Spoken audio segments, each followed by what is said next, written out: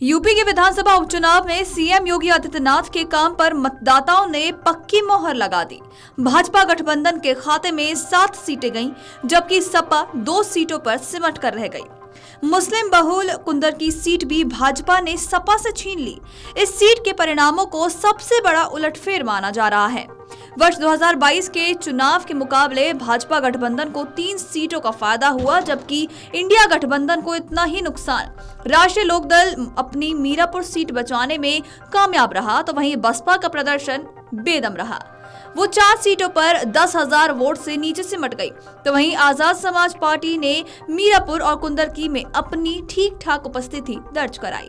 Mirapur seat राष्ट्रीय लोकदल की प्रत्याशी मिथिलेश पाल ने 30,000 से भी ज्यादा मतों से जीता, तो वहीं दूसरे नंबर पर समाजवादी पार्टी की सुंबुल राणा रही। पिछली बार रालोद ने सपा गठबंधन के साथ यहां जीत दर्ज की थी और इस बार बतौर भाजपा गठबंधन प्रत्याशी उसे जीत मिली। आपको बता दें कि सबसे ज्यादा चौंकाने वाला परिणाम कुंदरकी में रहा, जहां 65% मुस्लिम मतदाता होने के बावजूद सपा प्रत्याशी मोहम्मद रिजवान की जमानत जब्त हो गई। यहां भाजपा प्रत्याशी रामवीर सिंह 1.45 लाख मतों से जीते, तो वहीं रामवीर सिंह को 76% से भी ज्यादा मत मिले। गाजियाबाद की बात करें तो गाजियाबाद में भाजपा के संजीव शर्मा ने अपने निकटतम प्रतिद्वंदी सपा के सिंह राव जाटव को 27,595 मतों से हराया। खैर सीट पर भाजपा के सुरेंद्र दिलेर ने सपा की चारू कैन को 38,393 मतों से शिकस्त दी, तो वहीं सपा अध्यक्ष अखिलेश यादव के सांसद बनने से रिक्त हुई करहल सीट पर जीत हार का अंतर काफी कम रहा। यहां सपा के तेज प्रताप सिंह ने भाजपा के अनुजेश प्रताप सिंह को 14,000 से भी ज्यादा मतों से हराया, जबकि करहल में वर्ष 2022 का चुनाव अखिलेश यादव ने 67,000 से भी ज्यादा मतों से जीता था। आपको बता दें कि सीसामऊ में सपा उम्मीदवार नसीम सोलंकी ने अपने निकटतम प्रतिद्वंदी भाजपा के सुरेश अवस्थी को 8,564 मतों से हराया, तो वहीं करहल सीट के बाद अपनी सीसामऊ सीट ही सपा बचाने में सफल रही। फूलपुर सीट की बात करें तो फूलपुर सीट एक बार फिर भाजपा के खाते में आ गई है। भाजपा के दीपक पटेल ने सपा के मोहम्मद मुस्तफा सिद्दीकी को 11,305 मतों से पराजित किया है।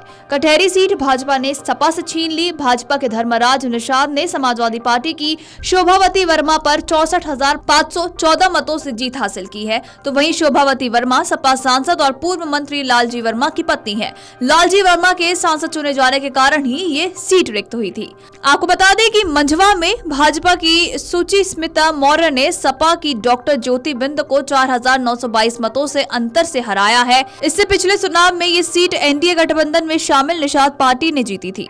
इस चुनाव में बसपा कहीं भी मुख्य लड़ाई में नहीं रही, जबकि आजाद समाज पार्टी के प्रत्याशियों जाहिद हुसैन और चांद बाबू ने क्रमशः मीरापुर और कुंदरकी में तीसरे नंबर पर रहकर अपनी उपस्थिति दर्ज कराई। लगातार 3 चुनाव जीतने के बाद उपचुनाव में कुंदरकी विधानसभा सीट पर सपा का वर्चस्व टूट गया। सपा के गढ़ में भाजपा प्रत्याशी रामवीर सिंह ने मुस्लिम मतों से सेंध लगाकर 31 साल बाद कमल खिला दिया। रामवीर सिंह ने 3 बार के विधायक सपा प्रत्याशी हाजी रिजवान को 1 लाख से भी ज्यादा मतों से बड़े अंतर से हराया। सभी को चौंकाते हुए चंद्रशेखर की आजाद समाज पार्टी बसपा को पछाड़कर तीसरे स्थान पर रही, तो वहीं आपको बता दें कि वोटों की झमाझम बारिश के बीच कटहरी में 33 साल बाद कमल आखिर खिल ही गया। इससे पहले वर्ष 1991 में इस सीट पर बीजेपी के अनिल तिवारी जीते थे और इसके बाद से पार्टी ने यहां कई प्रयोग किए, लेकिन जीत दर्ज करने में सफलता नहीं मिली। जिन धर्मराज के हाथों यहां पार्टी कई बार पराजित हुई, अब उन्हीं को प्रत्याशी बनाने पर पार्टी यहां हार का सिलसिला तोड़ पाने में सफल हुई है।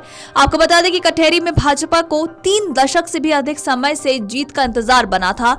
यूं तो यही हाल अकबरपुर विधानसभा सीट का भी था, लेकिन कटहरी का सवर्ण दबदबे वाली सीट माना जाता है। इसके बाद भी यहाँ चुनाव दर चुनाव भाजपा के हिस्से हार आती रही। वर्ष 1991 में जब अकबरपुर में शिवसेना से पवन पांडे विजयी होकर विधायक बने थे, तो उसी चुनाव में कटहरी से अनिल तिवारी जीत दर्ज करने में सफल रहे थे और उन्होंने बीएसपी के रामदेव वर्मा को करीब 7,000 मतों से हराया था। वीडियो डेस्क अमरउजाला.com। अगर आप ये वीडियो YouTube पर देख रहे हैं तो हमारे चैनल को सब्सक्राइब कर बेल आइकन दबाएं और Facebook पर देख रहे हैं तो हमारे पेज को लाइक करें।